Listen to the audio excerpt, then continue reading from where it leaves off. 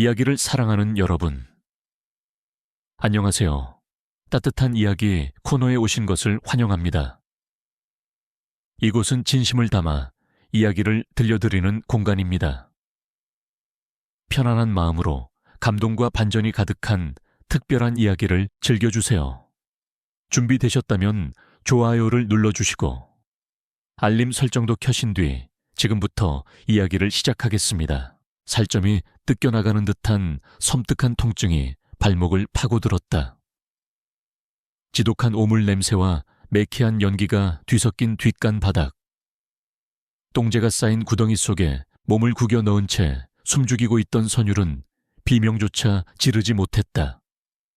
입을 틀어막은 손가락 사이로 거친 숨소리만 새어나올 뿐이었다. 어둠 속에서 번뜩이는 두 개의 붉은 눈동자가 그녀를 노려보고 있었다. 흑돈이었다. 평소라면 꿀꿀거리며 먹이를 달라고 보챘을 녀석이 지금은 마치 광견병에 걸린 들짐승처럼 그녀의 발목을 물고 거칠게 잡아당기고 있었다. 선율이 발버둥치며 녀석의 머리를 밀어냈지만 멧돼지의 피가 섞였다는 흑돈의 힘은 가녀린 여인의 저항 따위는 아랑곳하지 않았다. 놈은 턱에 힘을 주며 기어이 그녀를 널빤지 밖으로 끌어내려 하고 있었다. 이 미친 짐승이 속으로 저주를 퍼부으며 선율은 있는 힘껏 흑돈의 코를 걷어찼다. 하지만 두꺼운 가죽으로 뒤덮인 놈의 주둥이는 바위처럼 단단했다. 오히려 흑돈은 낮은 으르렁거림과 함께 고개를 세차게 흔들었고 그 반동으로 선율의 몸이 오물 구덩이 박차가운 눈밭으로 내동댕이 쳐졌다. 뼈마디가 얼어붙은 땅에 부딪히며 우지끈 소리를 냈다. 고통에 눈물이 핑 돌았지만 그녀는 본능적으로 몸을 일으켜 다시 뒷간 안으로 기어들어가려 했다. 밖은 지옥이었다. 매캐한 연기가 한양의 밤하늘을 뒤덮었고 곳곳에서 사람들의 비명과 칼날이 부딪히는 소름 끼치는 파열음이 들려오고 있었다. 지금 밖으로 나가는 것은 곧 죽음을 의미했다. 흑돈이 다시금 그녀의 옷자락을 물고 늘어지지만 않았더라면 말이다. 바로 그 순간이었다. 선율이 방금까지 몸을 숨기고 있던 뒷간의 낡은 나무 기둥이 굉음과 함께 무너져 내렸다. 우지끈 쿵 석가래가 내려앉으며 썩은 판자들이 산산조각 났고 칠흑 같은 어둠 속에서 은빛 섬광이 번뜩였다. 날카로운 창날이었다. 누군가가 뒷간 바닥을 향해 무자비하게 창을 찔러 넣고 있었다.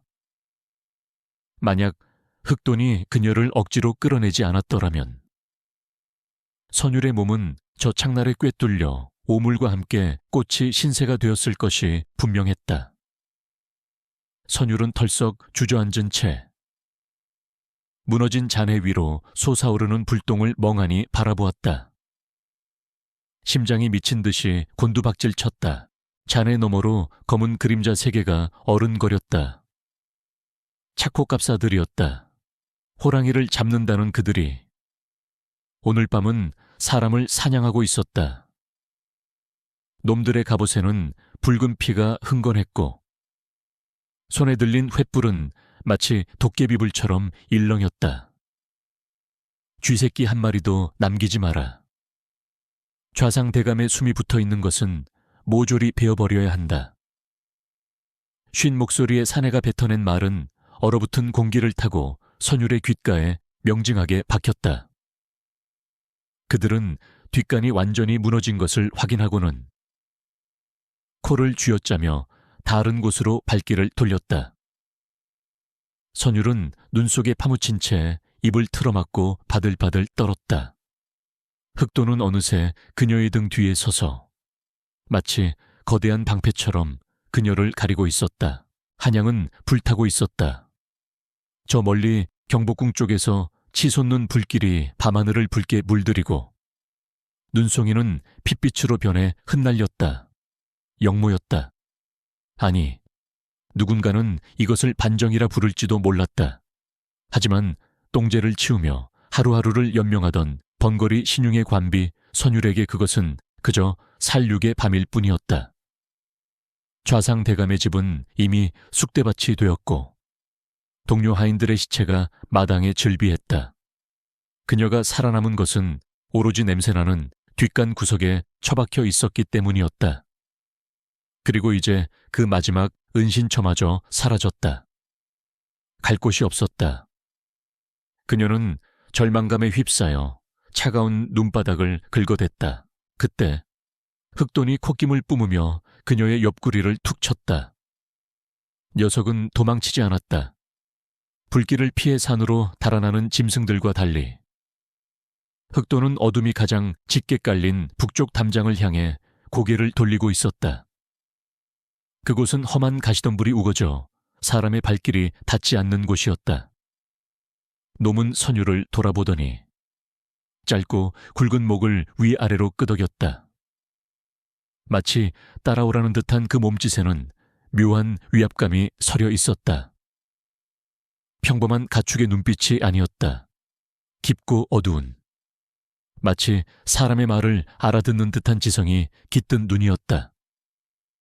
선율은 홀린 듯 자리에서 일어났다. 다리에 힘이 풀려 휘청거렸지만 흑돈은 그녀가 균형을 잡을 때까지 참을성 있게 기다려 주었다. 눈보라가 거세지고 있었다. 살을 내는 칼바람이 젖은 옷을 파고들었다. 선율은 흑돈의 뒤를 따라 담장 개구멍을 통과했다. 가시덤불이 뺨을 스치고 지나가며 생채기를 냈지만 고통을 느낄 겨를조차 없었다. 뒤에서 이쪽이다, 발자국이 있다 라는 고함 소리가 들려왔기 때문이다. 놈들이 다시 돌아온 것이다. 흑돈은 킁킁거리는 소리를 내더니 속도를 높였다. 육중한 몸집임에도 불구하고 녀석은 눈 덮인 비탈길을 미끄러지듯 날렵하게 움직였다. 선율은 이를 악물고 그 검은 덩어리를 뒤쫓았다. 지금 이 짐승을 놓치면 죽은 목숨이라는 직감이 뇌리를 스쳤다. 뒷산 오솔길은 험난하기 그지없었다. 며칠째 내린 폭설로 길은 흔적조차 없었고 발을 디딜 때마다 허벅지까지 눈이 차올랐다. 선율의 집신은 이미 벗겨져 나간 지 오래였고 맨발은 감각을 잃어가고 있었다. 하지만 흑돈은 지칠 줄 몰랐다. 놈은 멧돼지처럼 눈을 헤치며 길을 만들었고 가끔씩 멈춰서서 선율이 잘 따라오고 있는지 확인했다. 꿀꿀거리는 소리 대신 녀석의 목에서는 그르렁거리는 낮은 울림이 새어나왔다. 그것은 재촉이 아닌 격려처럼 들렸다. 도대체 이 돼지는 어디로 가려는 것일까? 단순히 도망치는 것이라면 숲이 우거진 남쪽으로 가야 했다. 하지만 녀석은 자꾸만 바람이 거세지는 능선을 타고 북쪽으로 향하고 있었다. 그들은 어느새 인가에서 멀어진 숲 깊은 곳에 당도했다. 앙상한 나뭇가지들이 바람에 흔들리며 기괴한 춤을 추고 있었다. 선율은 숨이 턱까지 차올라 나무 기둥을 붙잡고 주저앉았다. 폐가 얼어붙는 것 같았다. 이제 더는 못 가. 그녀가 쉰 목소리로 중얼거렸을 때 흑돈이 다가와 그녀의 얼어붙은 손에 뜨거운 콧김을 불어넣었다. 축축하고 따뜻한 그 감촉에 선율은 퍼뜩 정신을 차렸다. 녀석의 입계는 하얀 거품이 일고 있었지만 눈빛만은 형형하게 빛나고 있었다. 그 눈빛은 말하고 있었다. 여기서 멈추면 죽는다고. 멀리서 개 짖는 소리가 들려왔다. 사냥개였다. 차코갑사들이 사냥개를 풀었다. 선율의 등골이 서늘해졌다. 냄새를 맡고 추적해오는 짐승들을 따돌리기에 눈 위에 남겨진 그들의 흔적은 너무나 선명했다. 흑돈도 그 소리를 들었는지 귀를 쫑긋 세웠다. 녀석은 갑자기 방향을 틀어 바람이 불어오는 쪽, 즉 벼랑 끝으로 향하기 시작했다. 안 돼. 거긴 낭떠러지야. 선율이 소리 없는 비명을 지르며 녀석을 말리려 했지만 흑도는 막무가내였다. 녀석은 엉덩이로 선율을 밀치며 벼랑 쪽으로 몰아붙였다. 미친 게 분명했다. 이 밤에 벼랑으로 가는 것은 자살 행위나 다름없었다. 하지만 벼랑 끝에 다다랐을 때 선율은 놀라운 광경을 목격했다.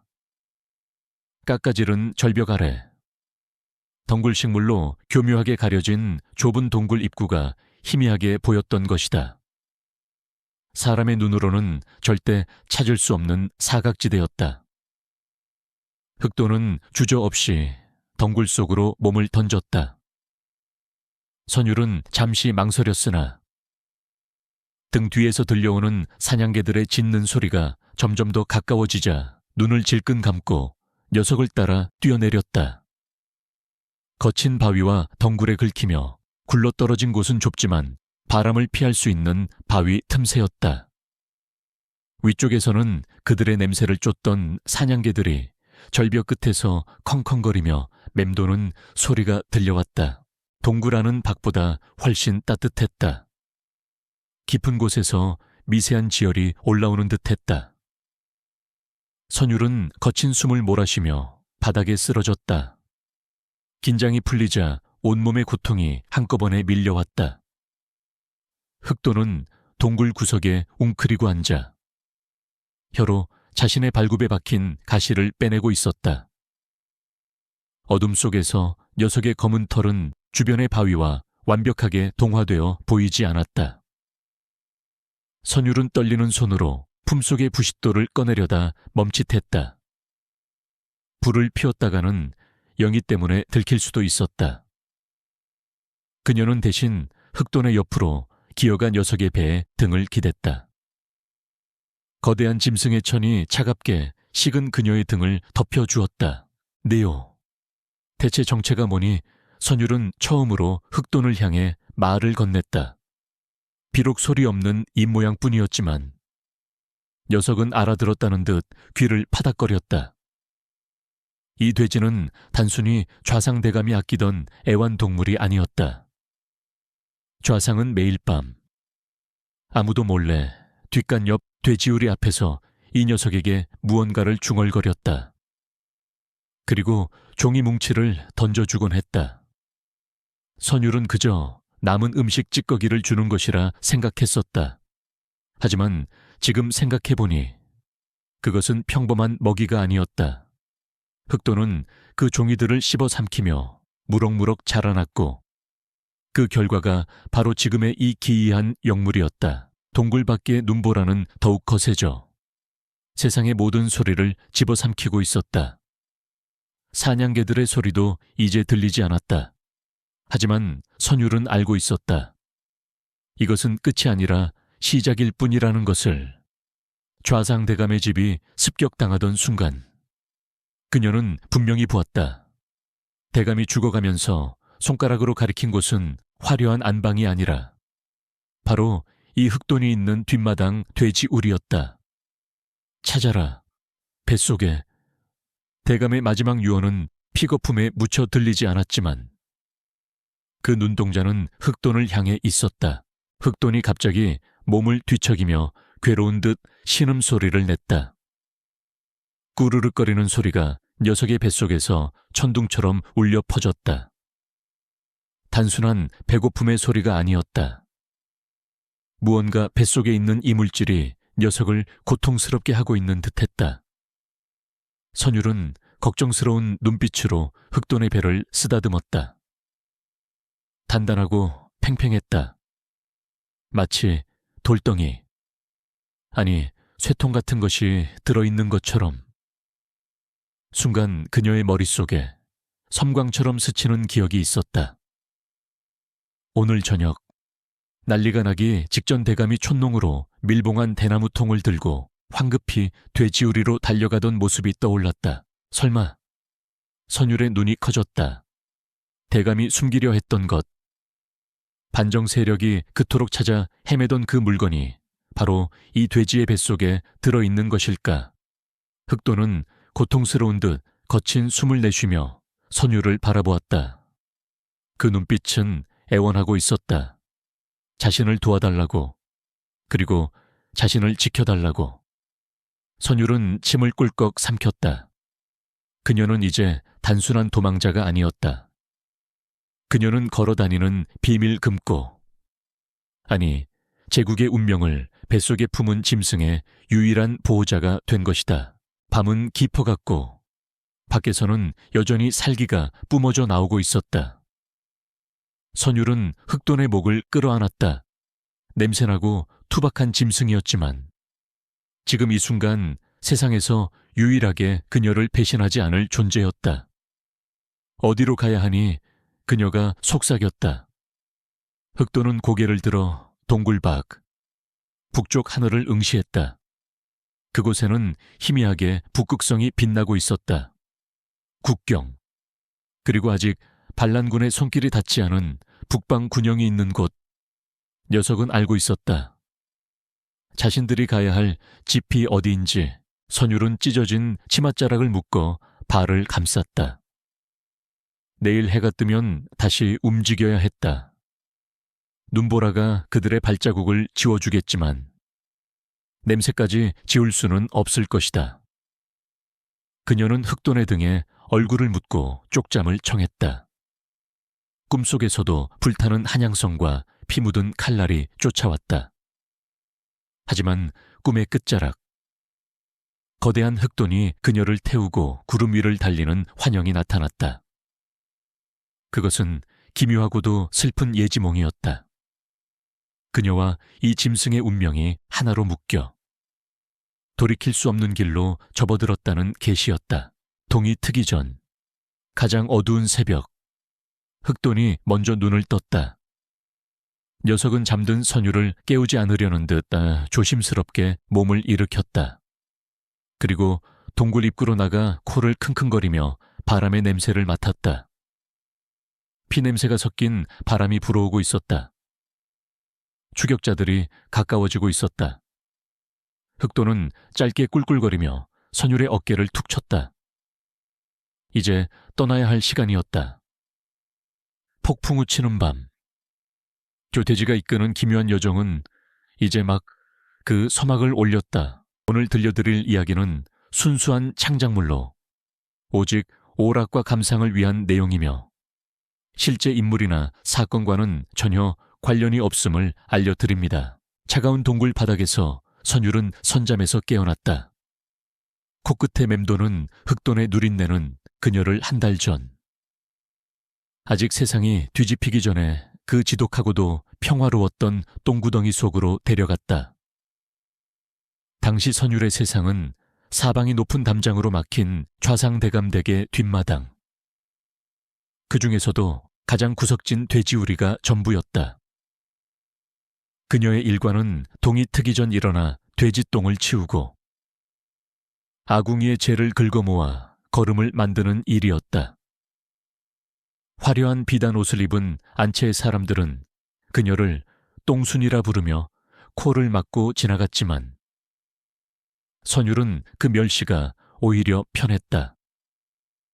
냄새나는 오물은 그녀를 세상의 관심으로부터 완벽하게 격리시켜주는 가장 안전한 보호막이었기 때문이었다. 사실 선율은 태어날 때부터 천한 신분이 아니었다. 그녀는 본래 궁궐의 세다방 나인이었다. 비록 높은 지위는 아니었으나 궐 안의 은밀한 사정들을 빨래를 통해 엿듣곤 했다. 그러나 3년 전 우연히 들어서는 안 될 대화를 엿들은 죄로 혀가 뽑힐 뻔하다가 겨우 목숨만 건져 쫓겨난 폐궁녀였다.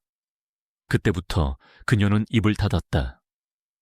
말을 할 수 있음에도 번거리 행세를 하는 것은 살기 위한 처절한 몸부림이었다.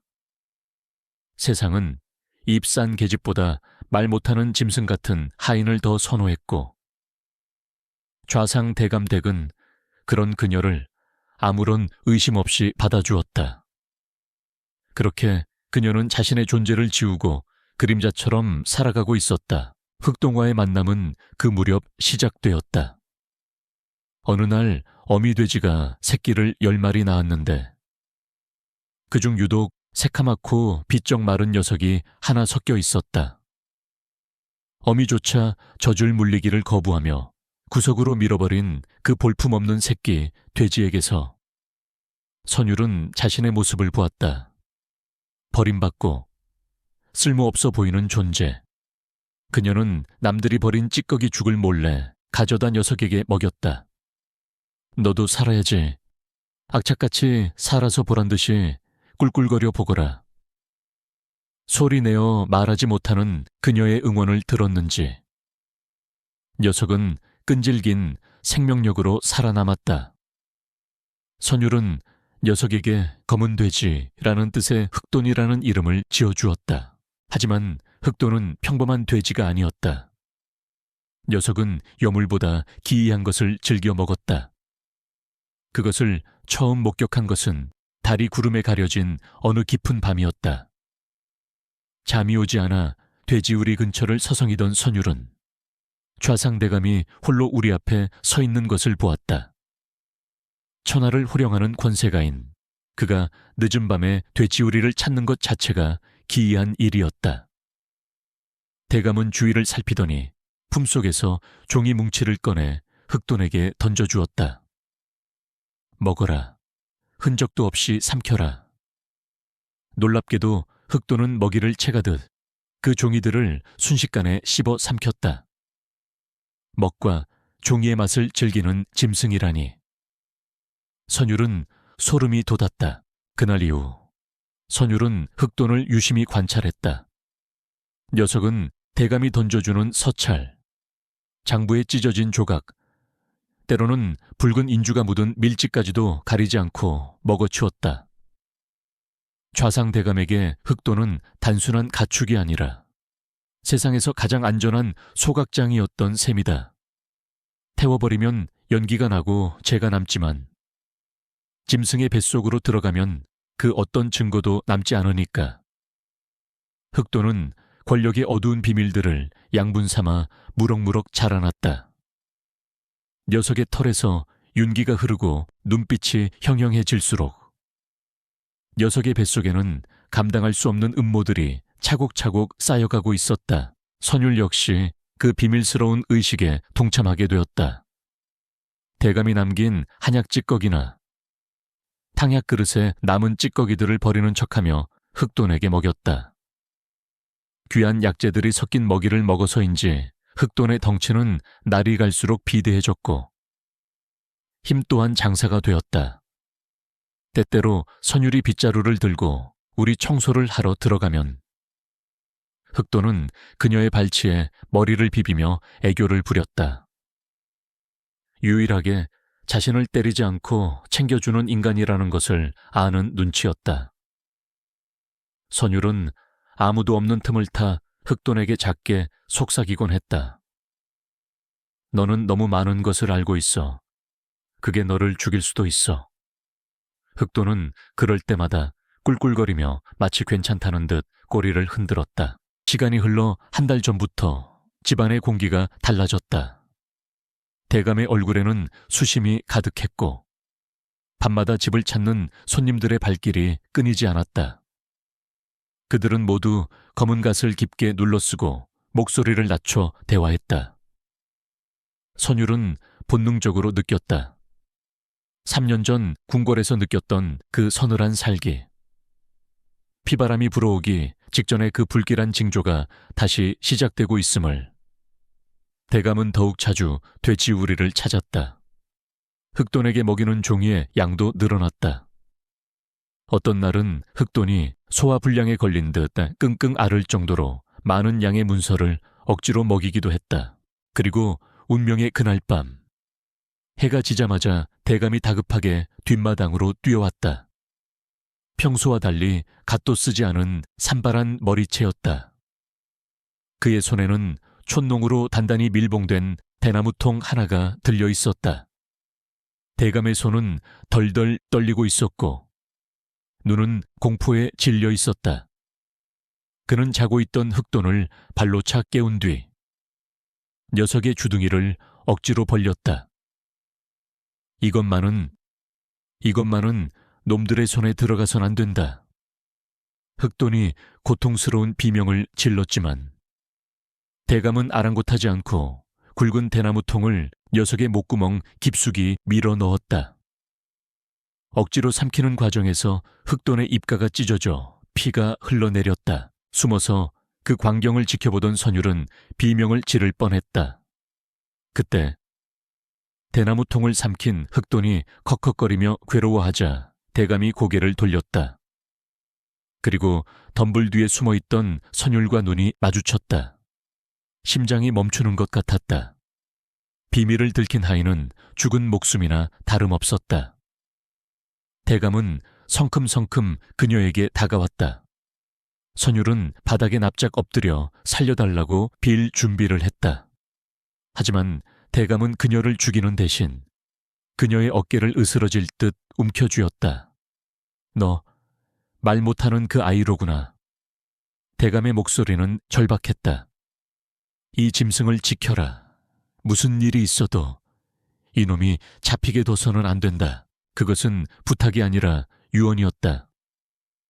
대감은 넋이 나간 선율을 내버려 둔 채 다시 안채 쪽에서 들려오는 소란스러운 소리에 황급히 자리를 떴다.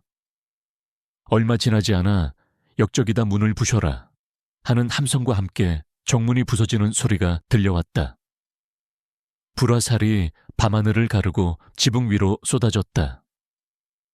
선율은 공포에 질려 뒷간으로 숨어들었다. 흑돈은 고통스러운 듯 우리 안을 빙글빙글 돌고 있었다. 뱃속에 들어있는 그 대나무통이 무엇인지는 몰라도 그것이 대감이 목숨과 맞바꾸려 했던 가장 중요한 것이라는 사실만은 분명했다. 다시 현재 동굴한 선율은 잠든 흑돈의 불룩한 배를 바라보았다. 그 안에는 죽은 주인이 남긴 제국을 뒤흔들 수 있는 불씨가 타고 있었다. 흑돈은 이제 단순한 가축이 아니었다. 녀석은 살아있는 밀서이자 선율이 지켜야 할 마지막 사명이 되었다. 선율은 쓴웃음을 지었다. 똥을 치우며 천대받던 자신이 이제는 그 누구보다 무거운 비밀을 짊어지게 된 것이다. 그래, 우리 둘 다 버려진 목숨 아니더냐. 그녀는 흑돈의 거친 털을 쓰다듬었다. 녀석이 꼬리를 툭 치며 반응했다. 밖에서는 여전히 바람소리가 흉흉하게 들려왔지만 선율의 눈빛은 예전처럼 흔들리지 않았다. 그녀는 이제 도망자가 아니라 수호자였다. 동이 트자 처참한 살육의 현장이 적나라하게 드러났다. 밤새 타오르던 불길은 잡혔지만 좌상대감의 기와집은 검게 그을린 뼈대만 앙상하게 남긴 채 주저앉아 있었다. 매캐한 연기가 아침 안개와 섞여 지면을 기어다녔고 곳곳에 널브러진 시신들 위로 까마귀 떼가 날아들기 시작했다. 그 지옥 같은 풍경 한가운데 반란군의 수장인 조위룡 장군이 서 있었다. 붉은 피가 눌어붙은 갑옷을 입은 그는 미동도 하지 않은 채 발 아래 놓인 좌상 대감의 목없는 시신을 내려다보고 있었다. 승리의 기쁨은 없었다. 오히려 그의 눈매는 먹이를 놓친 맹금류처럼 사납게 일그러져 있었다. 없습니다. 아무리 뒤져도 나오지 않습니다. 부관이 떨리는 목소리로 보고했다. 위룡은 천천히 고개를 돌려 부관을 노려보았다. 그의 손에 들린 환대선은 아직도 끈적한 핏방울이 떨어지고 있었다. 그럴 리가 없다. 늙은 여우가 그 중요한 것을 허투루 처리했을 리 없어. 위룡이 찾고 있는 것은 선왕이 남긴 밀교였다. 그가 일으킨 반정이 정당성을 얻으려면, 그리고 훗날 역사에 역적이 아닌 충신으로 기록되려면 그 밀교가 반드시 필요했다. 좌상이 그것을 가지고 있다는 첩보를 입수하고 이 난리를 피웠건만 정작 가장 중요한 물건이 증발해버린 것이다. 위룡은 신경질적으로 시신을 걷어찼다. 안방의 비밀 벽장, 서재의 바닥, 심지어 마당의 장독대까지 다 깨부수어 확인했느냐. 부관은 땀을 뻘뻘 흘리며 고개를 끄덕였다. 위룡의 분노가 임계점에 다다르고 있었다.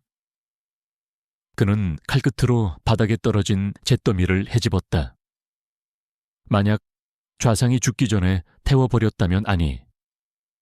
그 늙은이는 훗날을 도모하기 위해 그것을 무기로 삼으려 했을 것이다.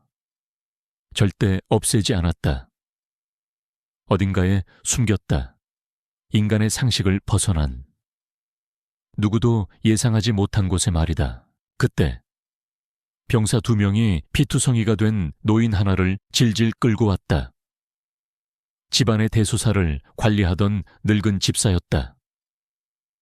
그는 다리가 으스러졌는지 제대로 걷지도 못한 채 신음만 흘리고 있었다. 위룡은 집사의 머리채를 잡고 들어올려 자신의 눈앞에 가져다 댔다. 내 놈은 알겠지. 주인이 그 물건을 어디에 두었는지. 집사는 공포에 질려 눈동자만 굴릴 뿐 입을 열지 못했다.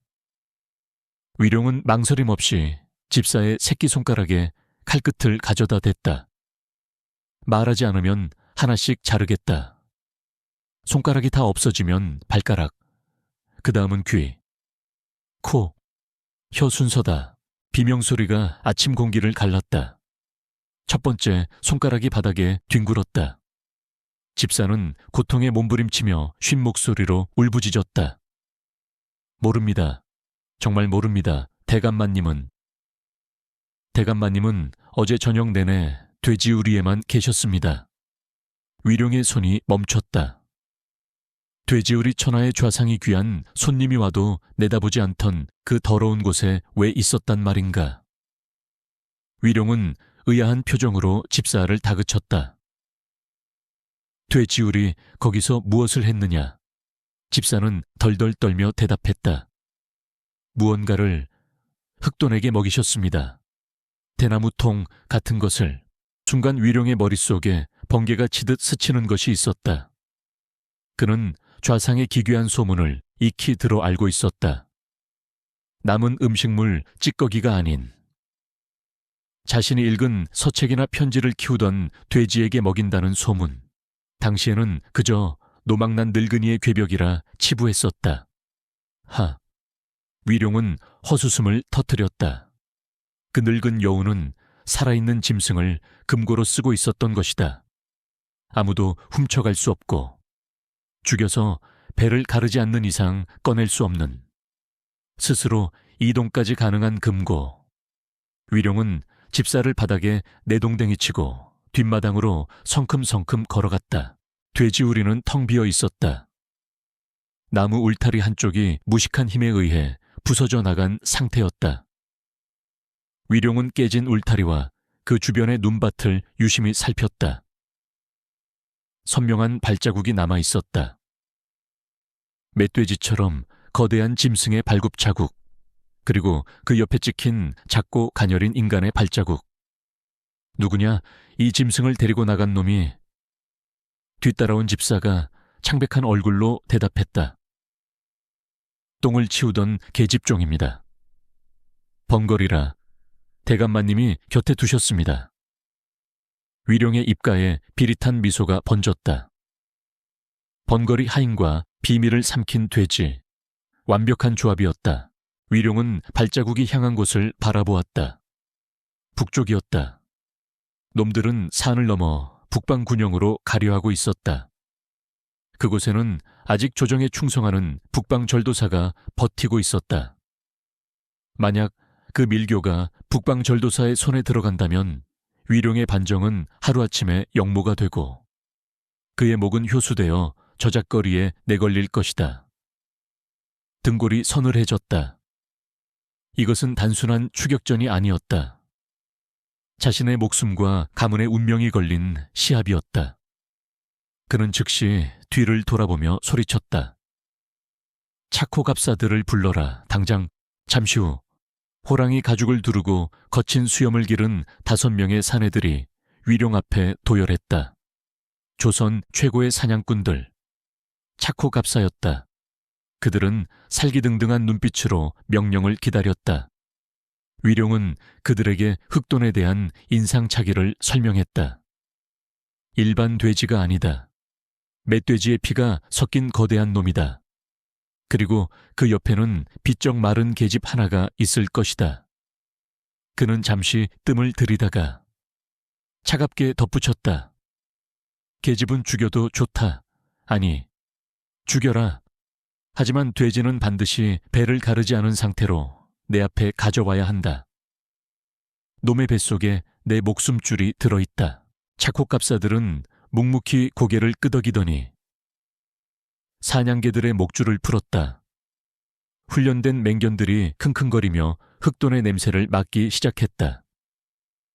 개들이 짖으며 북쪽 산을 향해 달려나가자 사냥꾼들도 바람처럼 그 뒤를 쫓았다. 위룡은 그들이 사라진 숲을 오랫동안 응시했다. 눈보라가 다시 몰아치고 있었다. 도망쳐보거라. 그가 나직이 중얼거렸다. 내 놈들 발자국이 눈에 덮이기 전에 내 사냥개들이 내 놈들의 목덜미를 물어뜯을 테니. 위룡은 다시 잿더미가 된 집 안으로 들어갔다. 그는 불타다 만 기둥에 기대어 지도를 펼쳤다. 놈들이 북쪽으로 가려면 반드시 넘어야 할 고개가 있었다. 마철령. 험준하기로 소문난 그곳은 겨울이면 사람의 발길이 끊기는 곳이었다. 하지만 쫓기는 쥐는 막다른 길을 선택할 수밖에 없는 법. 위룡은 지도 위에 마철령에 붉은 먹으로 가위표를 그었다. 미리 매복을 보내야겠다. 그는 또 다른 부대를 소집했다. 사냥꾼들은 뒤에서 쫓고 병사들은 앞에서 막는다. 도간에 든 쥐, 아니 도간에 든 돼지 꼴이었다. 한편 부관이 조심스럽게 물었다. 장군님, 만약 그 돼지가 도망치다가 벼랑에서 떨어지거나 맹수에게 잡아먹히면 어찌합니까? 위룡은 지도를 접으며 싸늘하게 대답했다. 그럼 곰의 배를 가르고 호랑이의 배를 갈라서라도 찾아낼 것이다. 설령 놈이 지옥불 구덩이에 떨어졌다 해도 나는 그 죄를 뒤져서라도 찾아내야 한다. 그의 집착은 광기에 가까웠다. 권력을 향한 탐욕이 그의 이성을 마비시키고 있었다. 갑자기 까마귀 한 마리가 울타리 위에 앉아 불길하게 울어댔다. 위룡은 허리에 찬 단검을 뽑아 순식간에 던졌다. 단검은 정확히 까마귀의 몸통을 관통했고 검은 새는 비명도 지르지 못한 채 바닥으로 떨어졌다. 위룡은 죽은 새를 짓밟으며 중얼거렸다. 내 앞길을 막는 것은 무엇이든 벤다. 그것이 짐승이든 사람이든 하늘이든. 그의 눈빛은 이미 인간의 것이 아니었다. 사냥은 시작되었고 그는 가장 잔혹한 사냥꾼이 되어 있었다. 북쪽 산등성이에는 먹구름이 몰려오고 있었다. 폭풍 전야의 고요함은 깨졌다. 숲속의 모든 생명체가 숨을 죽였다. 이제 곧 붉은 피가 하얀 눈을 물들일 것이다. 위룡은 부하들에게 출정 신호를 보냈다. 말발굽 소리가 지축을 울리며 산으로 향했다. 그것은 마치 저승사자의 행렬처럼 보였다. 번거리 하녀와 비밀을 품은 돼지, 그리고 그들을 쫓는 죽음의 군대, 쫓고 쫓기는 죽음의 질주가 본격적으로 시작된 것이다. 산새는 갈수록 험악해졌고 눈보라는 자비가 없었다. 무릎까지 차오르는 눈을 헤치며 걷는 것은 맨몸으로도 힘겨운 일이었으나 선율과 흑돈에게는 지옥과도 같은 고행이었다. 특히 흑돈의 상태가 심상치 않았다. 초반에 날렵했던 기세는 온데간데 없고 녀석은 걸음을 뗄 때마다 거친 숨을 몰아쉬며 비틀거렸다. 뱃속에 들어있는 대나무통이 문제였다. 딱딱하고 긴 이물질이 위장을 찌르고 장기를 압박하고 있는 것이 분명했다. 흑도는 가다 서기를 반복하며 고통을 참으려는 듯 입가에 하얀 거품을 물었다. 녀석의 눈빛이 흐릿해지고 있었다. 선율은 흑돈이 멈춰 설 때마다 가슴이 철렁 내려앉았다. 녀석이 주저앉아 신음소리를 낼 때면 그녀는 얼어붙은 손으로 녀석의 배를 문지르며 눈물을 글썽겼다. 팽팽하게 부풀어 오른 배는 마치 터질 듯한 북처럼 단단했다. 미안해, 나 때문에. 선율은 소리 없는 입모양으로 사과했다. 인간들의 권력 다툼과 탐욕 때문에 죄 없는 짐승이 내장이 찢어지는 고통을 겪고 있었다. 좌상대감에게는 충심이었을지 몰라도 흑돈에게는 그저 끔찍한 고문일 뿐이었다. 하지만 지금 멈출 수는 없었다. 멈추는 순간 놈들의 칼날이 기다리고 있었으니까 설상가상으로 그들 앞에는 가시덤불이 빽빽하게 우거진 숲이 나타났다. 우회하기에는 시간이 너무 지체될 것이 뻔했고 그대로 뚫고 지나가자니 흑돈에 부푼 배가 가시에 찔려 상처를 입을까 두려웠다. 흑돈은 가시덤불 앞에서 망설이며 뒷걸음질 쳤다. 본능적인 공포였다. 선율은 잠시 고민하는 듯 하더니 결연한 표정으로 자신의 겉옷을 벗으려 했다. 하지만 살을 내는 추위에 옷을 벗는 것은 곧 동사를 의미했다. 그녀는 대신 옷자락을 단단히 여미고 맨손으로 가시덤불을 잡았다. 그녀가 인간 방패가 되어 길을 열기로 결심한 것이다. 선율은 앞장서서 가시덤불 속으로 몸을 던졌다. 날카로운 가시들이 그녀의 옷을 뚫고 살점을 파고들었다. 팔과 다리, 얼굴 할 것 없이 붉은 선혈이 배어나왔다. 하지만 그녀는 신음소리 한 번 내지 않았다. 아니, 낼 수 없었다. 그녀는 묵묵히 손으로 가지를 꺾고 몸으로 지식여 흑돈이 지나갈 수 있는 작은 틈을 만들어 나갔다. 그것은 단순히 주인의 명령을 따르는 하녀의 복종이 아니었다. 자신을 살려준, 그리고 유일하게 자신과 교감해준 친구에 대한 처절한 헌신이었다.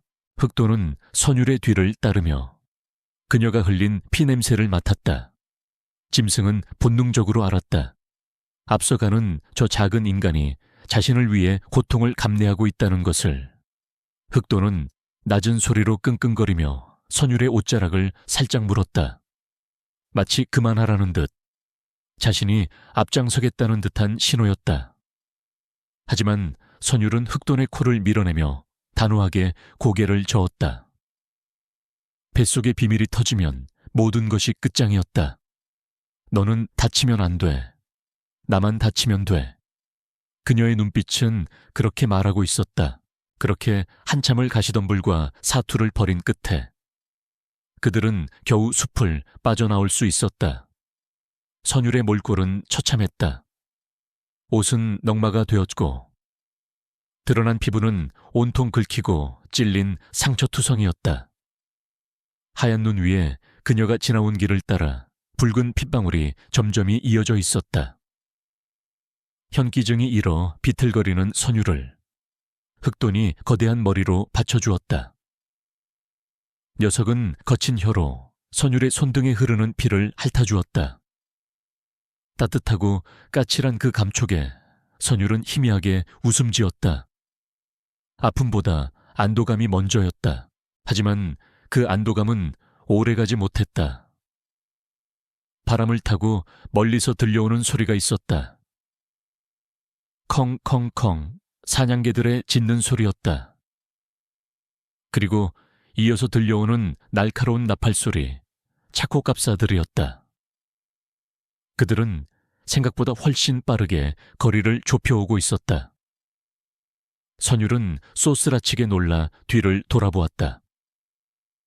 그녀가 흑돈을 위해 만든 그 길, 가시덤불이 꺾이고 피가 뿌려진 그 선명한 흔적이 역설적이게도 추격자들에게는 더할 나위 없는 완벽한 이정표가 되어주고 있었다. 선율의 헌신은 결과적으로 그들의 위치를 노출시키는 치명적인 실수가 되고 말았다. 피냄새를 맡은 사냥개들은 미친 듯이 흥분하여 달려들 것이 분명했다. 선율은 공포에 질린 눈으로 자신의 피 묻은 손을 내려다보았다. 나의 희생이 너를 죽이게 되는가? 자괴감이 밀려왔지만 후회할 시간조차 없었다. 흑돈도 위험을 감지했는지 귀를 바짝 붙이고 낮게 으르렁거렸다. 녀석의 털이 곤두섰다. 이제 숨을 곳은 없었다. 선율은 다시 흑돈의 엉덩이를 떠밀었다. 가야 해. 뛰어. 그녀는 전 먹던 힘까지 짜내어 소리 없는 외침을 질렀다. 다리가 후들거려 한 발자국 떼기도 힘들었지만 그녀는 흑돈에게 의지하며 다시금 눈밭을 향해 내달렸다. 흑돈 역시 고통을 참으며 필사적으로 다리를 움직였다. 둘의 거친 숨소리가 적막한 산속에 울려 퍼졌다. 뒤에서는 사냥개들의 소리가 점점 더 커지고 앞에는 끝이 보이지 않는 설산이 가로막고 있었다. 그때 흑돈이 갑자기 멈춰섰다. 녀석은 고통 때문이 아니라 무언가를 발견한 듯 코를 하늘로 치켜들었다. 녀석의 시선이 향한 곳은 깎아지른 절벽 위, 좁은 바위 틈이었다.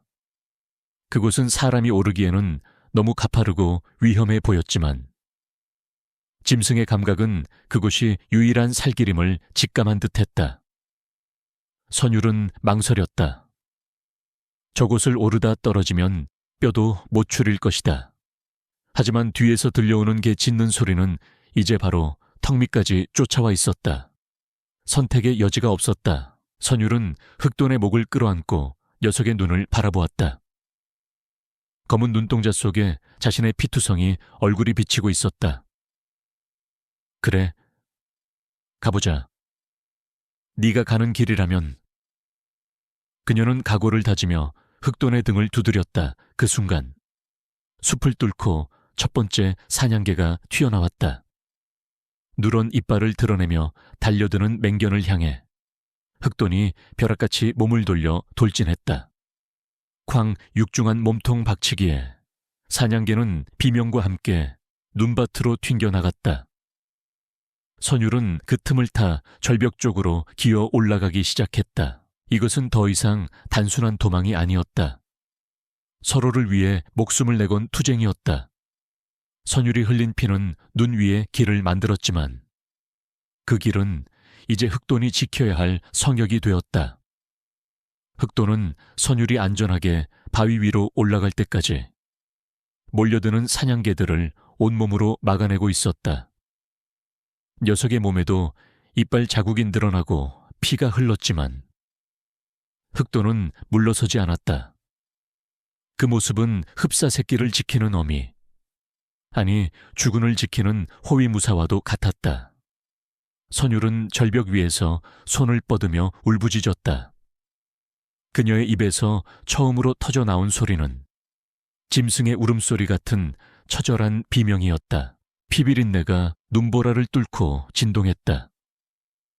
절벽 아래에서는 야수들의 사투가 벌어지고 있었다. 사냥개 3마리가 흑돈의 두꺼운 가죽을 물어뜯으려 달려들었지만 흑돈은 괴력으로 몸을 비틀어 개들을 허공으로 날려버렸다. 한 녀석은 바위에 부딪혀 즉사했고 다른 녀석은 깨갱거리며 꼬리를 말았다. 하지만 이것은 전초전에 불과했다.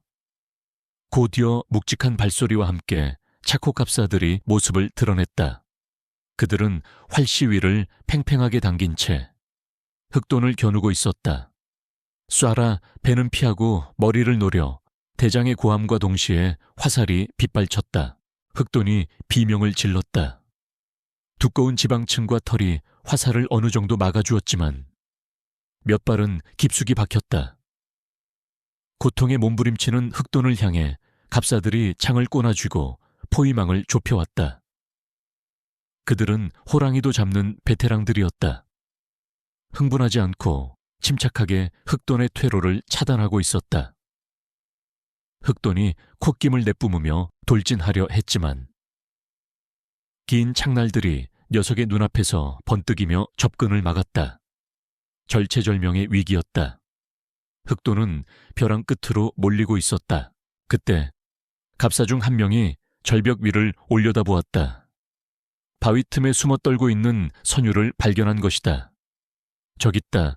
계집부터 처리해. 사내 하나가 단검을 입에 물고 원숭이처럼 날렵하게 바위를 타고 오르기 시작했다. 선율은 숨이 턱 막혔다. 도망칠 곳은 없었다. 그녀는 뒷걸음질 치다 차가운 암벽에 등을 부딪혔다. 사내의 거친 숨소리가 바로 발밑에서 들려왔다. 불과 몇 초 후면 저 시퍼런 칼날이 자신의 목을 그을 것이라는 공포가 온몸을 마비시켰다. 사내의 손이 바위턱을 잡았다. 굳은 살 박인 거친 손이었다. 곧이어 번들거리는 눈동자가 불쑥 튀어올랐다. 여기 있었구나. 쥐새끼 같은 년. 사내는 비릿한 웃음을 흘리며 단검을 고쳐주었다. 선율은 비명조차 지르지 못하고 바닥을 더듬었다. 손에 잡히는 것은 주먹만한 돌멩이 하나뿐이었다. 그녀는 똥지개를 지던 시절 무거운 오물통을 나르며 길러진 악력으로 돌을 꽉 쥐었다. 살고 싶었다. 아니, 살아야 했다. 저 밑에서 피 흘리며 싸우는 흑돈을 두고 혼자 죽을 수는 없었다. 사내가 몸을 끌어올려 발을 디디려는 찰나였다. 선율의 눈빛이 변했다. 공포가 살기로 바뀌는 순간이었다. 그녀는 망설임 없이 돌을 쥔 손을 높이 지켜들었다가 사내의 정수리를 향해 온 힘을 다해 내리찍었다. 퍽 하는 둔탁한 소리가 났다. 뼈가 부서지는 소름 끼치는 파열음이었다. 사내의 눈이 뒤집혔고 입에서는 단말마의 비명이 터져 나왔다. 선율은 멈추지 않았다. 비틀거리는 사내를 향해 다시 한 번. 그리고 또 한 번 돌을 휘둘렀다. 사내는 피투성이가 된 채 중심을 잃고 뒤로 넘어갔다. 허공을 허우적대던 그의 손이 선율의 발목을 스쳤지만 잡지는 못했다. 그는 끔찍한 비명과 함께 절벽 아래로 추락했다. 쿵 하고 바닥에 떨어지는 소리가 났을 때 아래에서 흑돈을 포위하고 있던 갑사들의 시선이 일제히 그쪽으로 쏠렸다. 그들의 동료가 머리가 깨진 차에 즉사하여 눈밭에 처박혀 있었다. 그 짧은 찰나의 정적, 그것이 기회였다. 흑돈은 그 틈을 놓치지 않았다.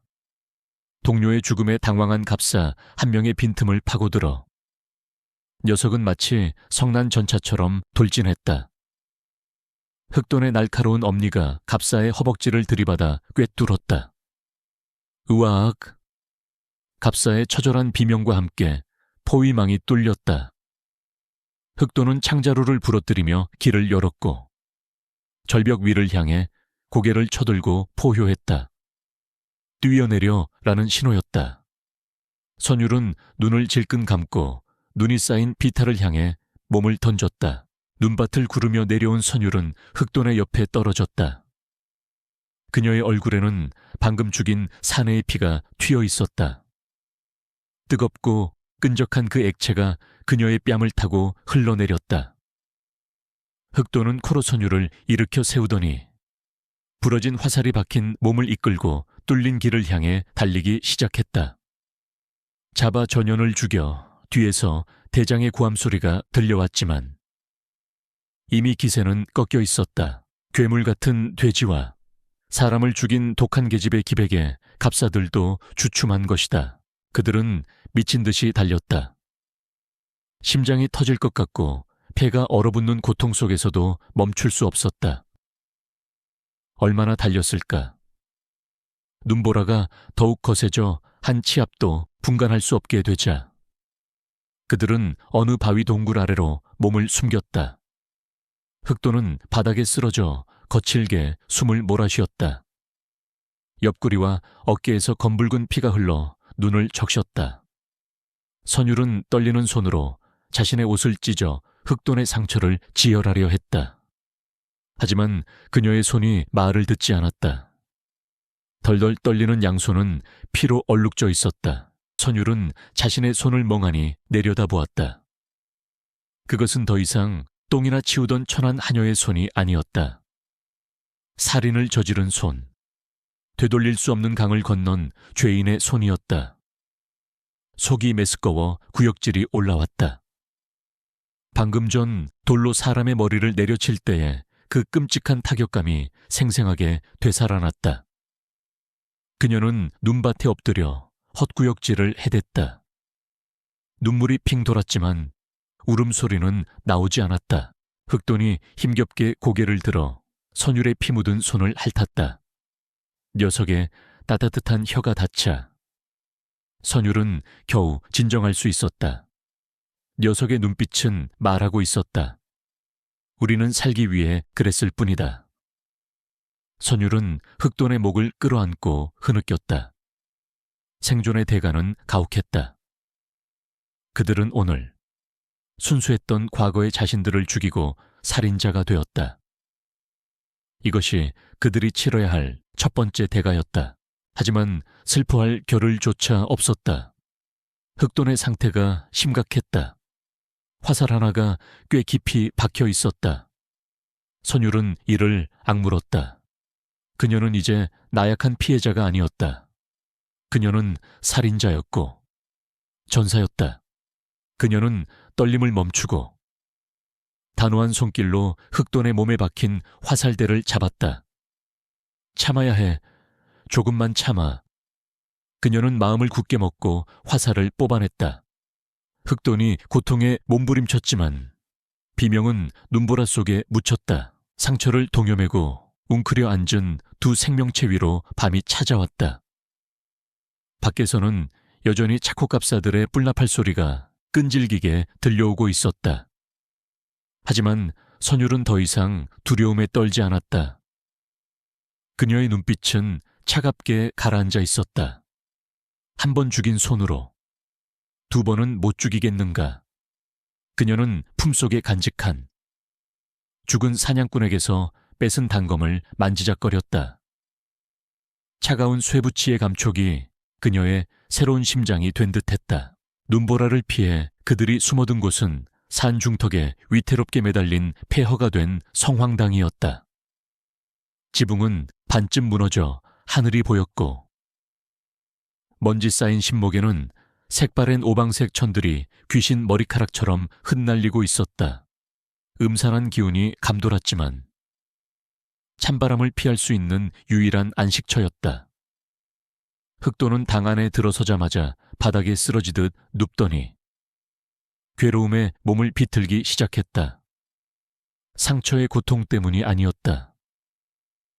녀석의 배가 마치 살아있는 생물처럼 꿈틀거리고 있었다. 뱃속의 이물질이 한계에 다다른 것이었다.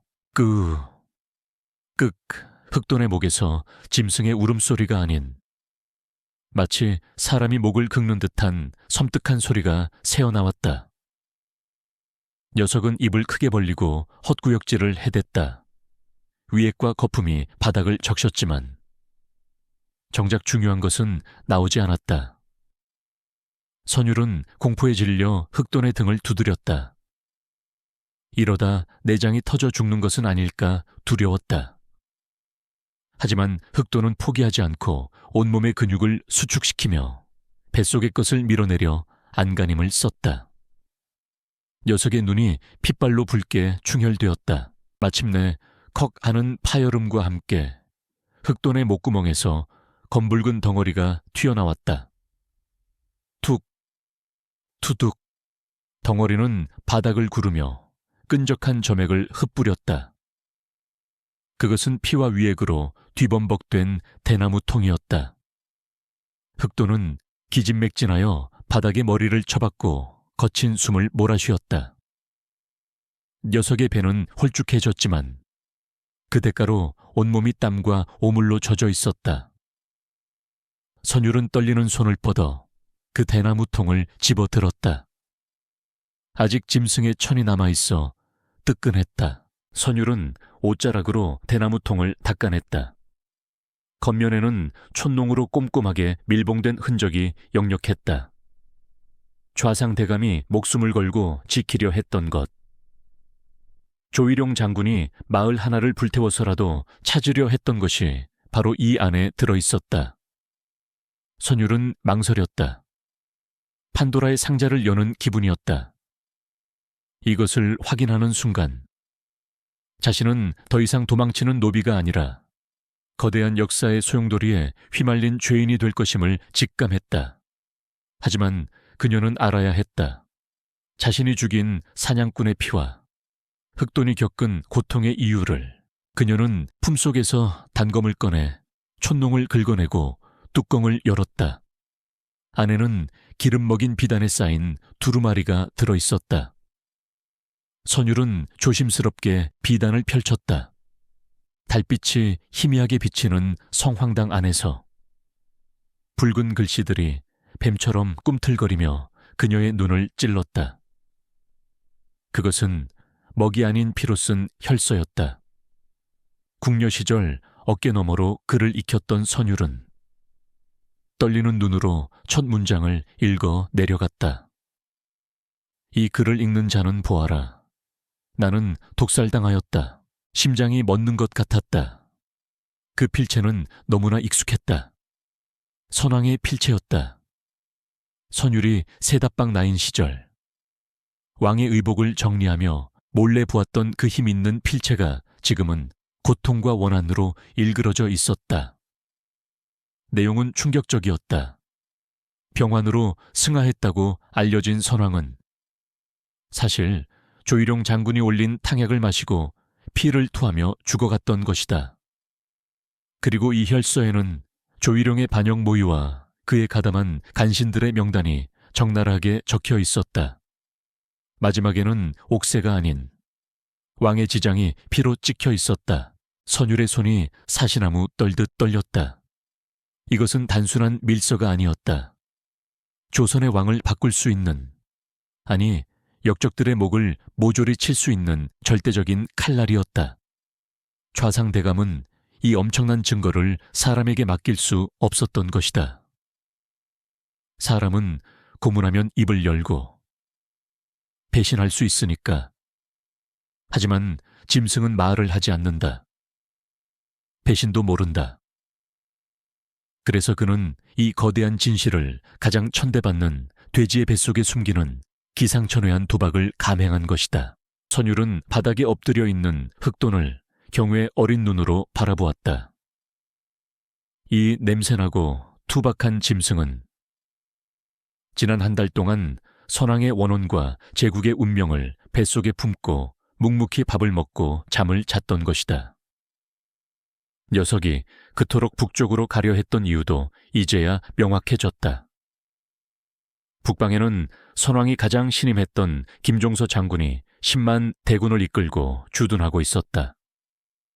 흑돈의 본능, 혹은 좌상이 녀석에게 주입한 마지막 명령은 바로 김종서 장군에게 이 혈서를 배달하는 것이었다.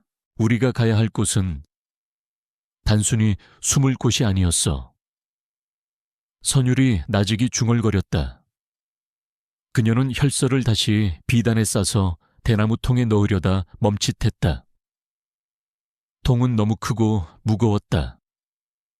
그녀는 비단 두루마리만을 꺼내 자신의 속치마 안쪽 깊숙한 곳에 단단히 묶었다. 그리고 빈 대나무 통은 성황당 구석에 썩은 마루 밑에 던져버렸다.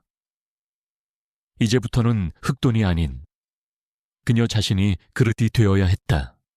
상처 입은 흑돈에게 다시 그 짐을 지울 수는 없었다.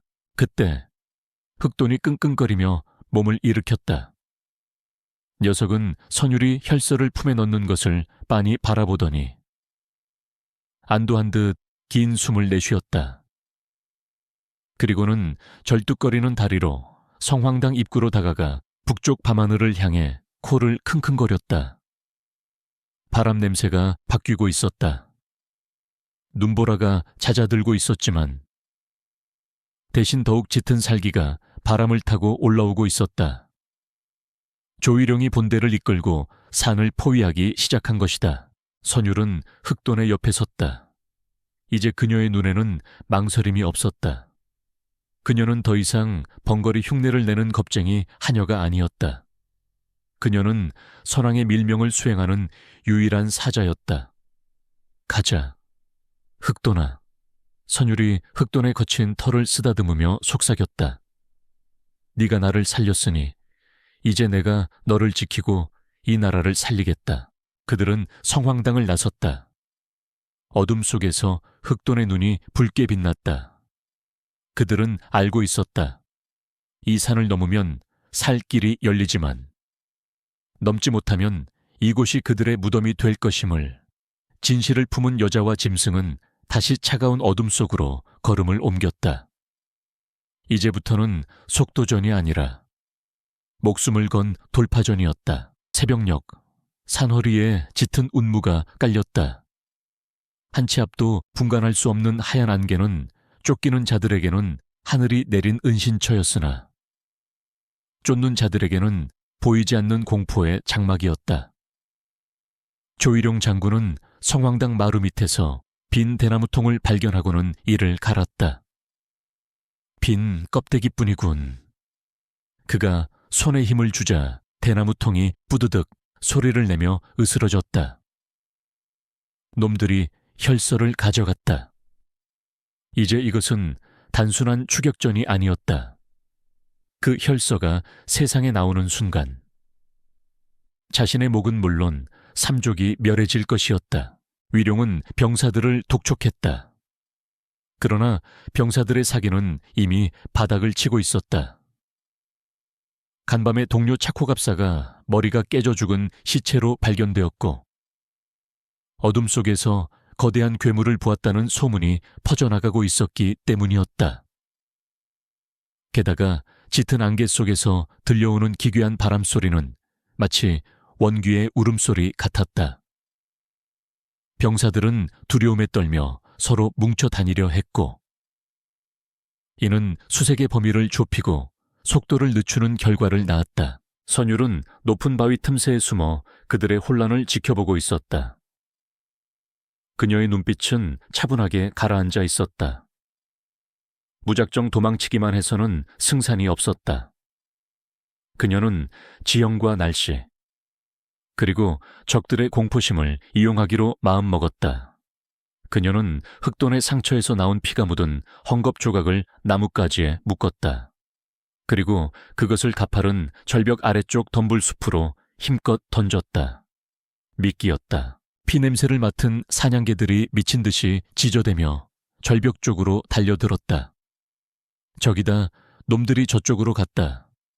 병사들은 개들이 이끄는 대로 우르르 절벽 쪽으로 몰려갔다. 가파르고 미끄러운 비탈길에서 병사들은 중심을 잃고 넘어지거나 구르며 아수라장이 되었다. 선율은 그 틈을 타 반대편 능선으로 조용히 이동했다. 흑돈 역시 그녀의 의도를 알아차린 듯 육중한 몸을 낮추고 소리 없이 발을 옮겼다. 짐승의 은밀함은 인간의 그것을 능가했다. 선율은 단순히 도망치는 것에 그치지 않았다. 그녀는 이동하는 길목 곳곳에 함정을 만들었다. 눈 덮인 구덩이를 나뭇가지로 가리고 팽팽하게 당겨진 칡넝쿨을 발목 높이에 설치했다. 쫓아오던 병사 중 선두에 섰던 자가 칡넝쿨에 걸려 넘어지자 뒤따르던 병사들이 연달아 부딪히며 비명을 질렀다. 악다리가 부러졌다. 안개 속에서 터져나오는 비명소리는 보이지 않는 공포를 증폭시켰다. 병사들은 산신이 노했다. 도깨비의 장난이다 라며 동요하기 시작했다. 흑돈 또한 이 심리전에 가세했다. 녀석은 안개를 이용해 신출귀몰하게 움직였다. 병사들이 잠시 방심한 틈을 타 흑도는 벼락같이 튀어나와 대열 후미의 병사를 들이받고는 순식간에 안개 속으로 사라졌다. 괴물이다. 집채만한 멧돼지 귀신이다. 병사들은 공포에 질려 허공에 대고 칼을 휘둘렀다. 흑도는 직접적인 살생보다는 적의 대열을 무너뜨리고 공포를 심어주는 방식의 게릴라전을 수행하고 있었다. 좌상대감의 지능을 먹고 자란 짐승다웠다. 조위룡은 분노로 몸을 떨었다. 정예 병사들이 고작 계집 하나와 돼지 한 마리에게 농락당하고 있었다. 그는 말에서 내려 칼을 빼들었다. 진정해라. 귀신 따위는 없다. 그가 고함을 쳤지만 이미 공포에 잠식당한 병사들의 귀에는 들리지 않았다. 그때 겁에 질려 도망치려던 병사 하나가 위룡의 앞을 가로막았다. 위룡은 망설임 없이 그 병사의 목을 베어버렸다. 시뻘건 피가 눈밭에 뿌려지자 소란스럽던 주위가 일순간 정적에 휩싸였다. 다시 뒤로 물러서거나 헛소리를 짓거리는 자는 이 꼴이 될 것이다. 위룡의 서슬 퍼런 협박에 병사들은 억지로 대열을 정비했다. 하지만 그들의 눈동자는 여전히 흔들리고 있었다. 위룡은 직감했다. 시간이 지체될수록 불리한 것은 자신들이라는 것을. 그는 초조하게 입술을 깨물었다. 자신이 짠 완벽한 포위망이 저 보잘것없는 것들에 의해 조금씩 균열이 가고 있었다. 선율은 멀리서 이 광경을 지켜보며 차가운 미소를 지었다. 절대적인 힘의 우위에 있던 적들이 흔들리고 있었다. 그녀는 깨달았다. 공포는 칼보다 날카로운 무기가 될 수 있다는 것을. 그녀는 옆에 엎드린 흑돈의 머리를 쓰다듬었다. 녀석도 낮은 숨소리를 내며 주인의 승리를 축하했다. 그들은 이제 사냥감이 아니었다. 그들은 안개 속에 숨어 적의 목을 노리는 유령 사냥꾼으로 거듭나고 있었다. 하지만 방심은 금물이었다. 조위룡이 직접 칼을 빼들었다는 것은 그가 이제 수단과 방법을 가리지 않고 덤벼들 것이라는 신호였다. 선율은 하늘을 올려다보았다. 안개가 조금씩 걷히고 있었다. 자연이 만들어준 방패가 사라지기 전에 승부를 결정지을 다음 장소로 이동해야 했다. 저 멀리 북방으로 넘어가는 최후의 관문인 마철령의 험준한 봉구리가 희미하게 모습을 드러내고 있었다. 선율은 바닥에 떨어진 화살 하나를 주워 들었다. 그리고 눈 위에 화살표를 그렸다. 적들이 보란듯이 남긴 도발적인 흔적이었다. 따라올 테면 따라와 보라. 그것은 선전포고였다. 그녀는 더 이상 숨지 않고 정면으로 맞서 싸울 준비가 되어 있었다. 흑돈이 먼저 몸을 일으켜 마철령을 향해 발걸음을 옮겼다. 이제 전세는 역전되기 시작했다. 쫓는 자의 초조함과 쫓기는 자의 대담함이 팽팽하게 맞서며 저울추는 서서히 선율 쪽으로 기울고 있었다. 마철령 고개는 하늘을 깎아지른 듯한 험준함으로 악명이 높았다. 그 정상에는 2개의 벼랑을 잇는 낡은 구름다리 하나가 위태롭게 걸려 있었다. 썩은 동아줄과 널빤지로 만들어진 다리 아래는 천길 낭떠러지로 떨어지면 뼈조차 찾을 수 없는 죽음의 계곡이었다. 선율과 흑돈이 다리 중간쯤에 다다랐을 때였다. 뒤쪽 입구에서 말발굽 소리가 요란하게 울리더니 조위룡 장군과 그의 정예 병사들이 들이닥쳤다. 앞쪽 출구에서도 매복해 있던 병사들이 나타나 길을 막았다. 완벽한 포위였다. 더 이상 갈 곳은 없다. 조위룡이 말에서 내려 천천히 다가왔다. 그의 얼굴은 분노와 승리감으로 기이하게 일그러져 있었다. 강풍이 불어와 그의 망토를 거칠게 펄럭였다. 이리 와서 그 물건을 내놓아라. 그러면 고통 없이 죽여주마. 위룡은 손을 내밀며 회유하려 들었다. 하지만 그의 눈빛은 이미 살기로 가득 차 있었다. 선율은 다리 한가운데 멈춰 섰다. 흑돈이 그녀의 앞을 막아서며 낮게 으르렁거렸다. 녀석의 온몸은 이미 상처투성이었지만 기세만큼은 호랑이보다 맹렬했다. 선율은 조위룡을 똑바로 응시했다. 그녀의 눈에는 두려움 대신 서늘한 결기가 서려 있었다. 그녀는 품속에서 붉은 비단 두루마리를 꺼냈다. 그리고 바람 부는 허공을 향해 그것을 활짝 펼쳐 보였다. 붉은 피로 쓰인 글씨와 선명하게 찍힌 왕의 수결이 펄럭이는 비단 위에서 춤을 추었다. 병사들의 눈이 휘둥그레졌다. 그것은 그들이 평생 충성해야 할 주군의 피, 선왕의 유언이었다. 저것은 혈서가 아닌가. 병사들 사이에서 동요가 일어났다. 조위룡의 얼굴이 사색이 되었다. 저것이 병사들의 눈에 들어간 이상 비밀을 지키는 것은 불가능했다. 모두 거짓이다. 저 계집이 요술을 부리는 것이다. 위룡이 고래고래 구함을 쳤지만 병사들은 주춤거리며 활시위를 당기지 못했다. 왕의 도장이 찍힌 물건을 향해 활을 쏘는 것은 곧 역모였다. 선율은 아무 말 없이 비단을 높이 쳐들었다. 그녀의 침묵은 그 어떤 웅변보다 강력하게 조위룡의 죄를 고발하고 있었다. 궁지에 몰린 쥐가 고양이를 무는 법이었다. 이성을 잃은 조위룡은 옆에 있던 병사의 활을 빼앗아 들었다. 바보 같은 놈들, 내가 직접 쏘겠다.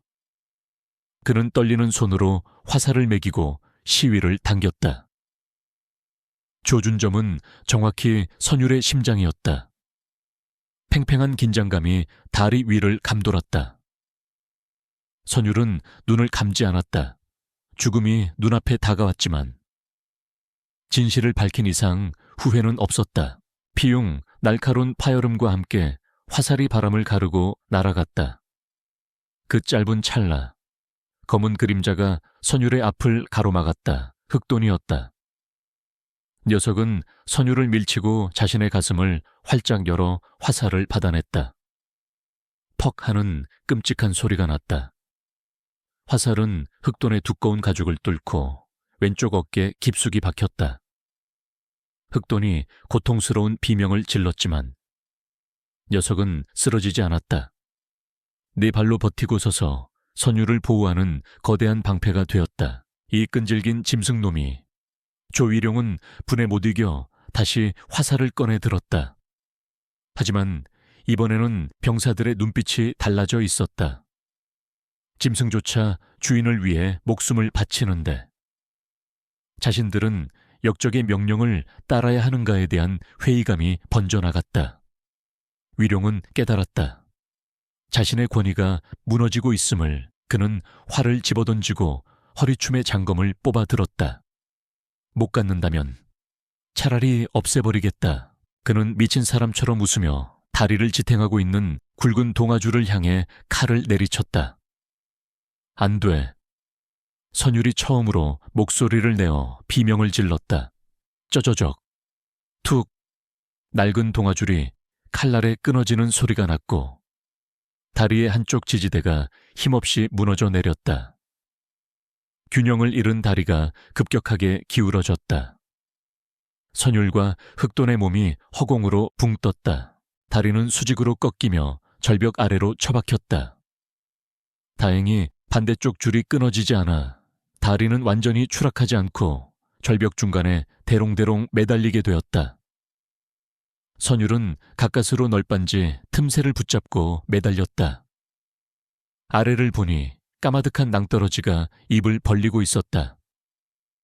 흑돈아, 그녀가 다급하게 소리쳤다. 흑돈은 그녀보다 조금 아래쪽에서 앞발로 밧줄을 걸고 위태롭게 버티고 있었다. 녀석의 어깨에 박힌 화살에서 피가 뚝뚝 떨어져 허공으로 흩어졌다. 위에서 조위룡이 씩씩거리며 끊어진 다리 끝을 내려다보았다. 질긴 목숨들이구나. 하지만 거기까지다. 그는 남은 밧줄마저 끊으려 칼을 높이 쳐들었다. 병사들이 장군님, 그만하십시오 라며 말리려 했지만 위룡은 이미 귀신 들린 사람처럼 눈이 뒤집혀 있었다. 그는 자신의 치부가 드러나는 것을 막기 위해 모든 것을 파괴할 작정이었다. 칼날이 다시 한번 번뜩였다. 그때였다. 절벽 건너편. 북쪽 능선에서 우렁찬 나팔 소리가 울려 퍼졌다. 부. 지축을 울리는 웅장한 소리였다. 조위룡의 칼이 허공에서 멈췄다. 모든 시선이 북쪽을 향했다. 펄럭이는 깃발. 그곳에는 북북이라는 글자가 선명하게 새겨져 있었다. 김종서 장군의 북방군대가 마침내 당도한 것이다. 벼랑 끝에 매달린 선율의 눈에 희망의 눈물이 고였다. 하지만 조위룡은 멈추지 않았다. 그는 군대가 다리를 건너오지 못하게 하기 위해서라도 이 다리를 끊어야 했다. 죽어라. 그가 칼을 내리꽂 주려는 순간 허공을 가르고 날아온 화살 하나가 조위룡의 손목을 관통했다. 크악 칼이 절벽 아래로 떨어졌다. 북방군의 명사수가 쏜 화살이었다. 다리 위에 매달린 선율과 흑도는 바람에 흔들리며 생과 사의 경계에서 오고 가고 있었다. 상황은 급변했다. 북방군의 선봉대가 계곡을 타고 빠르게 접근하고 있었다. 조위룡은 피 흘리는 손목을 부여잡고 병사들에게 쏴라, 저것들을 쏘란 말이다 라고 악을 썼지만 병사들은 이미 활을 버리고 무릎을 꿇기 시작했다. 대세는 기울었다. 하지만 아직 끝난 것은 아니었다. 흑돈이 힘이 빠지는지 밧줄을 잡은 발굽이 조금씩 미끄러지고 있었다. 선율은 자신의 손을 뻗어 흑돈의 다리를 잡으려 했지만 거리가 닿지 않았다. 조금만 더 버텨. 매달린 밧줄이 비명을 지르고 있었다. 찍, 찍. 한 가닥 남은 동아줄은 성인 여자와 거대한 멧돼지의 무게를 견디지 못하고 한 올 한 올 끊어져 나가고 있었다. 절벽 위에서는 북방군 병사들이 다급하게 구조용 밧줄을 내려보내고 있었지만 바람이 너무 거세어 줄이 허공에서 춤을 출 뿐이었다. 선율은 한 손으로는 썩어가는 널빤지를 움켜쥐고 다른 한 손으로는 미끄러져 내려가는 흑돈의 앞발을 필사적으로 붙잡고 있었다. 그녀의 손톱이 뒤집히고 피가 맺혔지만 고통은 느껴지지 않았다. 흑돈의 상태는 처참했다. 어깨에 박힌 화살 때문에 힘을 쓸 수 없었고 흐르는 피가 널빤지를 적셔 발굽이 자꾸만 미끄러졌다. 녀석은 가쁜 숨을 몰아쉬며 붉게 충혈된 눈으로 선율을 올려다보았다. 그 눈빛은 공포가 아닌 깊은 슬픔과 연민을 담고 있었다. 흑돈은 알고 있었다. 이대로 가다가는 둘 다 추락한다는 것을. 자신의 육중한 무게가 선율의 생명줄마저 끊어놓고 있다는 것을. 안 돼. 놓지 마. 제발. 선율은 흑돈의 마음을 읽은 듯 울부짖었다. 그녀는 흑돈의 발을 더욱 꽉 움켜쥐었다. 땀과 피로 미끄러운 그 다리를 놓치면 세상 전부를 잃는 것과 같았다. 위쪽에서 병사 하나가 소리쳤다. 낭자 줄을 잡으시오. 다리가 곧 끊어집니다. 병사가 던진 밧줄이 선율의 어깨 근처까지 내려왔다. 하지만 선율은 그 줄을 잡으려 하지 않았다. 그 줄을 잡으려면 흑돈을 잡은 손을 놓아야 했기 때문이었다. 그때 흑돈이 끙하는 소리를 내며 마지막 힘을 짜냈다. 녀석은 선율이 내려온 밧줄을 잡을 수 있도록 자신의 머리로 선율의 엉덩이를 위쪽으로 밀어 올렸다. 그 반동으로 선율의 몸이 솟구쳤고 그녀는 본능적으로 구조용 밧줄을 낚아챘다. 이제 선율은 안전한 동아줄을 잡았다. 하지만 흑도는 여전히 위태로운 널빤지 끝에 매달려 있었다. 선율은 다시 손을 뻗어 흑돈을 잡으려 했다. 이제 너도 올라와. 내가 잡을게. 하지만 흑돈은 고개를 저었다. 녀석은 자신의 무거운 몸을 이 가녀린 여자가 끌어올릴 수 없음을, 그리고 이 썩은 다리가 자신의 무게를 더 이상 버틸 수 없음을 직감하고 있었다. 밧줄의 마지막 가닥이 툭 하고 끊어지려 했다. 흑도는 선율과 눈을 맞췄다. 지난 한 달간의 도주, 함께 나눴던 추위와 배고픔, 그리고 서로의 온기가 주마등처럼 스쳐 지나갔다. 녀석의 눈이 씩 웃는 것처럼 휘어졌다. 그것은 작별 인사였다. 흑도는 선율이 잡으려던 앞발을 거두었다. 그리고는 뒷발로 널빤지를 힘껏 차며 스스로 허공으로 몸을 던졌다. 흑도나 선율의 처절한 비명이 계곡을 뒤흔들었다. 거대한 검은 몸뚱이가 바람을 가르며 하얀 눈보라 속으로 떨어져 내렸다. 녀석은 떨어지는 순간까지도 시선을 선율에게서 떼지 않았다. 마치 자신이 사라져야 네가 산다는 것을 확인하려는 듯 쿵 하는 소리는 들리지 않았다. 그저 깊은 심연이 흑돈을 조용히 집어삼켰을 뿐이었다.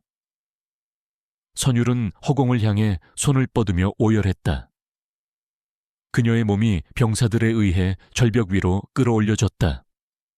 땅에 발이 닿자마자 그녀는 벼랑 끝으로 기어가려 발버둥 쳤지만 병사들이 그녀를 붙잡았다. 정신 차리시오. 이미 늦었소. 선율은 차가운 눈바닥에 얼굴을 묻고 짐승처럼 울부짖었다. 품속의 혈서가 바스락거리며 그녀의 가슴을 찔렀다. 이 종이 한 장을 위해 나의 유일한 친구가 죽었다. 한편 조일용은 북방군 병사들에게 포박당해 무릎을 꿇려 있었다. 손목에 화살이 박힌 채 고통스러워하던 그는 흑돈이 떨어지는 모습을 보고 허탈한 웃음을 터뜨렸다. 하하하. 결국 짐승은 짐승일 뿐. 그러나 그의 웃음은 오래가지 못했다.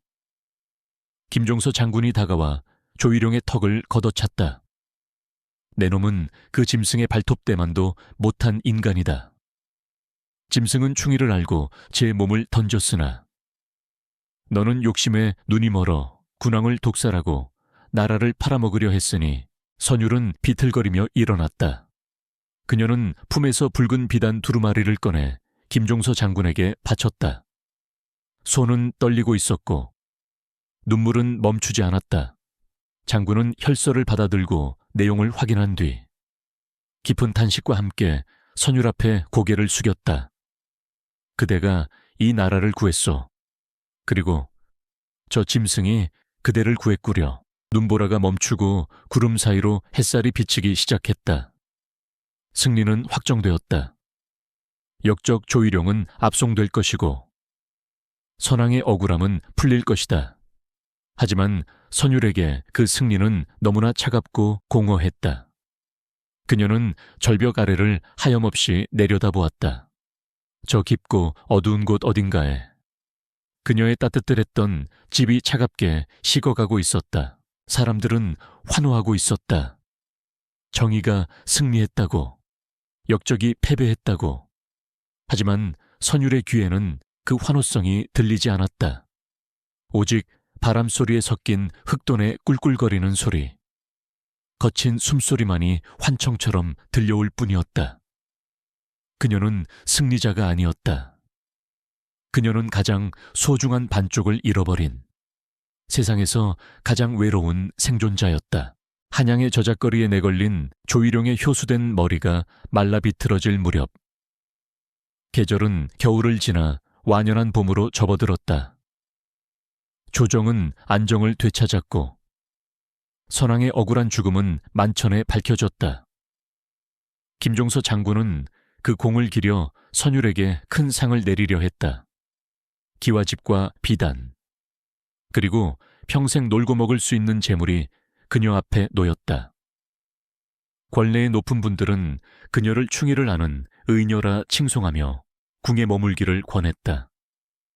하지만 선율은 그 모든 제안을 정중히 거절했다. 화려한 궁궐의 단청은 그녀에게 흑돈의 피를 떠올리게 할 뿐이었다. 제 자리는 이곳이 아닙니다. 선율은 짧은 글을 남기고 도망치듯 한양을 떠났다. 비단 옷을 벗어 던지고 다시 무명천 옷으로 갈아입은 그녀의 발걸음은 한결 가벼웠다. 그녀가 향한 곳은 고향도, 사람이 북적이는 마을도 아니었다.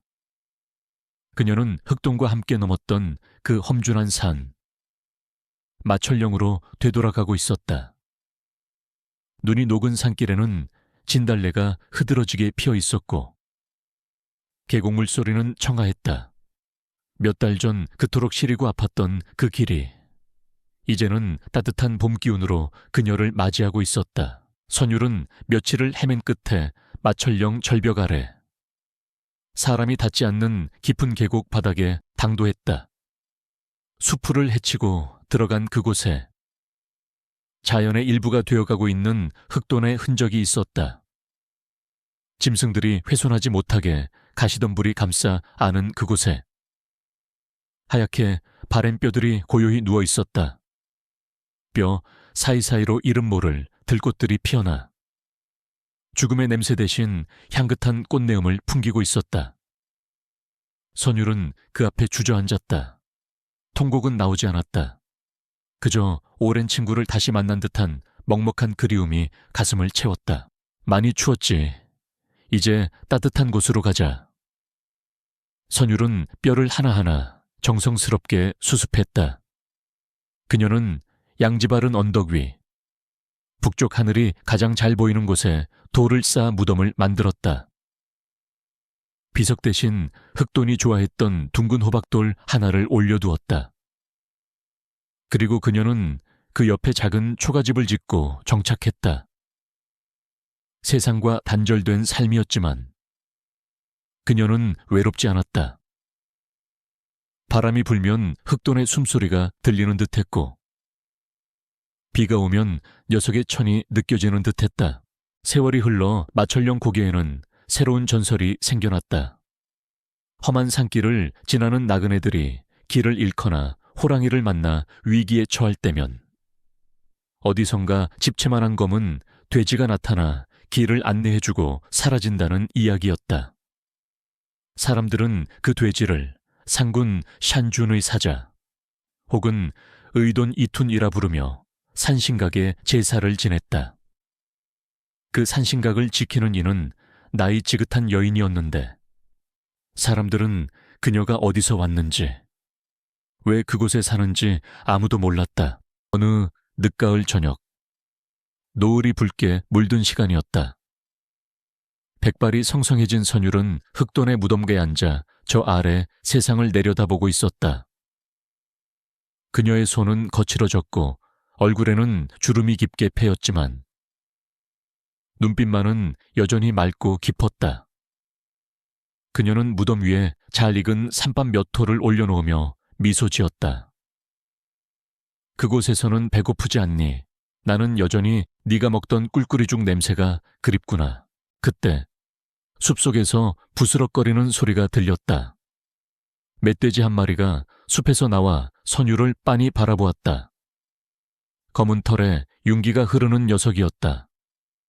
녀석은 도망가지도 공격하지도 않고 그저 선율과 눈을 맞추더니 짧게 꿀꿀하고 울고는 다시 숲으로 사라졌다.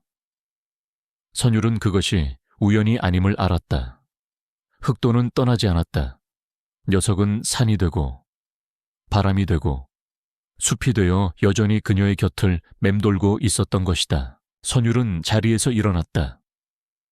이제 그녀도 떠날 시간이 다가오고 있음을 느꼈다. 죽음은 두려운 끝이 아니라 가장 그리운 친구와의 재회를 의미했다. 그녀는 하늘을 올려다보았다. 첫눈이 내리기 시작했다. 그날 밤의 눈보라처럼 차갑고 무서운 눈이 아니라 세상을 포근하게 덮어주는 축복 같은 눈이었다. 그래, 이제 집에 가자. 선율은 나직이 속삭였다.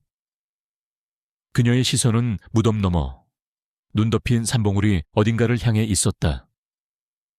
그곳에서 흑돈이 꼬리를 흔들며 그녀를 기다리고 있을 것만 같았다.